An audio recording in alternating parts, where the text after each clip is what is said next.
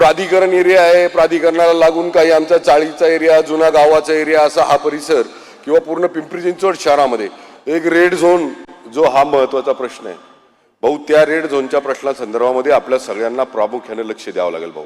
हे फार गरजेचं आहे भाऊ. याच्यावर अनेक वेळा राजकारण झालं पण त्याच्यात कुणी लक्ष घाललं नाही आणि आपल्याला मला माहिती आहे आपण एकदा त्याच्या संदर्भामध्ये पर्रिकर साहेब असताना पूर्ण निर्णयावर पण पोहोचलो होतो पण आपलं दुर्दैव ते आपल्यात नाही राहिले. पण भाऊ आपण त्या निमित्तानं त्या ठिकाणी प्रयत्न केले होते आणि मला विश्वास आहे भाऊ, या पिंपरी चिंचवडकरांना विश्वास आहे की जे पण आजपर्यंतचे प्रलंबित प्रश्न आहे ते सोडवण्याची ताकद ते फक्त आणि फक्त आपल्यामध्ये आहे भाऊ, बाकी कुणामध्ये नाही भाऊ. या परिसरामध्ये आपण जवळजवळ प्राधिकरणाच्या सेक्टर नंबर 1 पासून सेक्टर नंबर 42 पर्यंत, सेक्टर नंबर 1 पासून सेक्टर नंबर 42 पर्यंत भाऊ आपण फ्री होल्ड करण्याचा निर्णय घेतला भाऊ आणि सगळ्या प्रॉपर्टी आपण फ्री होल्ड केल्या भाऊ.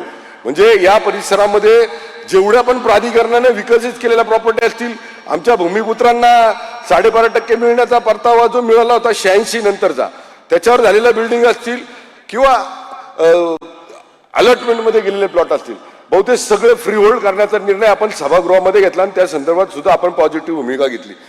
तर या शहरातल्या 98,000 ज्या काही मालमत्ता आहेत त्या फ्री होल्ड झालेल्या आहेत, त्यातला अर्धा विषय भाऊ आपल्याकडे राहिलेला आहे, तो अर्धा पूर्ण करण्याची विनंती या निमित्तानं करतो भाऊ. सगळ्यात महत्वाचं म्हणजे हे जे गाव आहे आकुर्डी, निगडी, इकडे चिंचवड, रावेत, हा जो परिसर आहे भाऊ, ऐतिहासिक निर्णय तुम्ही घेतला. एक ऐतिहासिक निर्णय 1972ला या आमच्या स्थानिक भूमिपुत्रांच्या जागा प्राधिकरणामध्ये गेल्या होत्या भाऊ. ऐतिहासिक निर्णय तुम्ही घेतलाय भाऊ. 1972ला ज्या जागा गेल्या भाऊ, त्याच्यानंतर अनेक राज्यकर्ते आले, अनेक या ठिकाणी येऊन त्यांनी फार आमच्या स्थानिक भूमिपुत्रांना वचनं दिली, विश्वास दिला, शब्द दिला, ग्वाही दिली.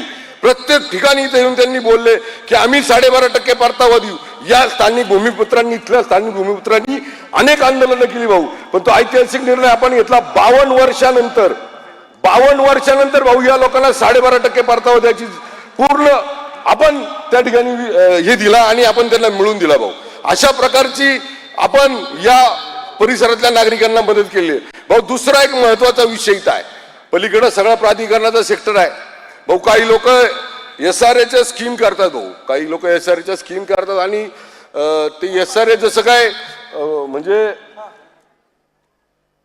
त्या SRA मध्ये राहणाऱ्या लोकांना असं धमकी देतात जसं काय ते गृह प्रकल्प यांनी म्हणजे यांच्या घरच्या जागेवर बांधलेत आणि त्या लोकांना सांगतात तुम्हाला घर देणार नाही, अमुक देणार नाही, तमुक देणार नाही, आम्हाला मतदान नाही केलं तर. आणि इथला एक आहे या आजूबाजू याच परिसरातला एक आहे नेता, त्याला लय थोडस हे आहे की मी SRAचा बाप आहे, मी SRAचा बाप आहे, मी त्या SRA मध्ये जी घरं देईल तीच लोकांना भेटतील. आणि एक चुकीचं काम पण त्यांनी केलंय, ते पण आज जाहीरपणे सांगतो भाऊ. प्राधिकरण सारखा एवढा सेक्टरचा एरिया आहे, त्याच्या बाजूला त्यांनी SRA स्कीम चालू केली, जिथं लोक इतक्या म्हणजे त्या लोकांचं पूर्ण जे पण काही सिक्युरिटी आहे ती न सांभाळता, तिथं न विश्वासात घेता साहेब त्यांनी तिथं चालू केलंय. साहेब हा SRAचा स्वतःला बाप समजतो ना, ह्याला एकदा आपल्याला जागे व्हावं लागेल भाऊ. हा पूर्ण पिंपरी चिंचवड शहराला, या पिंपरी चिंचवड शहरामध्ये जे पण आता आमच्या विरोधात बोलतायत त्या सगळ्यांना यांना याचा माज आहे, या SRA मध्ये काम करतात त्याचा माज आहे भाऊ. या लोकांनी काय केलंय, जिथं SRA स्कीम केल्या तिथल्या लोकांचे खातेदार, त्यांच्याकडे खात्याची यादी आहे, त्या लोकांना सांगतात मतदान आम्हाला करा. त्यात परत यांची काही 400-500 लोक मध्ये घातलेत, त्या लोकांना आवर्जून याच्यातली लोक त्याच्यामध्ये आहेत आणि ते SRA मध्ये सुद्धा भाऊ आपल्याला थोडंसं लक्ष द्यावं लागेल. अशी एक विनंती या निमित्तानं राहीन भाऊ. भाऊ भरपूर काही सांगण्यासारखे आहे भाऊ. पिंपरी चिंचवड शहरामध्ये 15 ऑगस्ट 2018ला या पिंपरी चिंचवड शहराचं आयुक्तालय मंजूर करण्याची इतिहास हा तुम्ही केला भाऊ. या शहरामध्ये त्याचं आयुक्तालय निर्माण करायचा इतिहास तुम्ही केला भाऊ. 1982 पासून पिंपरी चिंचवड मधल्या सगळ्या वकिलांना विचारा भाऊ, सगळे जे वकील म्हणून काम करतात या शहरामध्ये, त्या शहरातल्या प्रत्येक वकिलाला माहिती आहे या शहरामध्ये जे कोर्ट होतं ते भाड्याच्या जागेत होतं भाऊ. त्यांना स्वतःची वास्तू आणि इतकी सुंदर वास्तू तयार करण्याचं धाडस भाऊ तुम्ही केलं.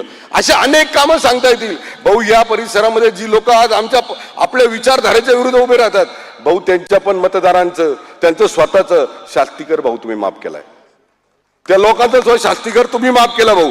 समाविष्ट गावं, जी समाविष्ट गावं 1997 पासून या पिंपरी चिंचवड शहरामध्ये आली, या पिंपरी चिंचवड शहराकडे एक अपेक्षेने आले की आमचा पण विकास या शहरांसारखा होईल.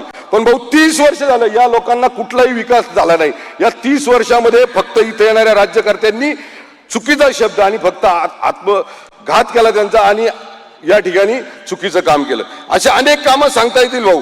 आता फक्त भाऊ मी फक्त कामाचीच आपल्याकडनं मागणी मागत असताना अजून एक मागतो भाऊ.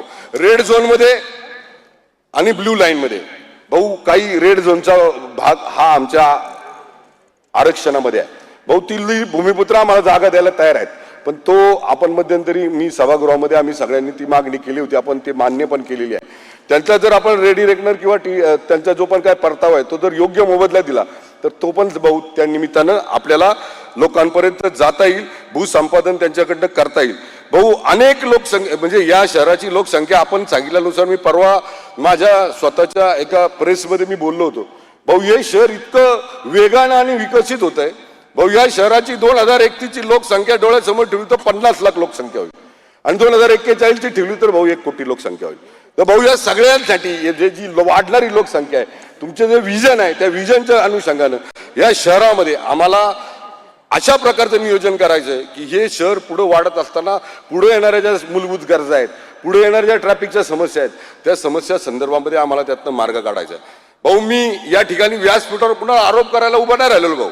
मला जे काय आरोप करायचे माझ्या आरोपाचं जे खंडन करायचं होतं ज्यांनी आमच्यावर चुकीच्या पद्धतीने आरोप केले चुकीचा बेस नसलेले आरोप केले त्यांना मी योग्य प्रकारे मागच्या 2 दिवसामध्ये मी त्यांना उत्तर दिलेलं आहे भाऊ. पण माझी एक विनंती राहील भाऊ आपल्याला या माध्यमातून आदर फक्त भारतीय जनता पार्टीच्याच कार्यकर्त्यांनी करायचा का युतीमध्ये भाऊ? आदर फक्त सन्मान फक्त युतीमधल्या नेत्यांचा फक्त भारतीय जनता पार्टीनेच करायचा का?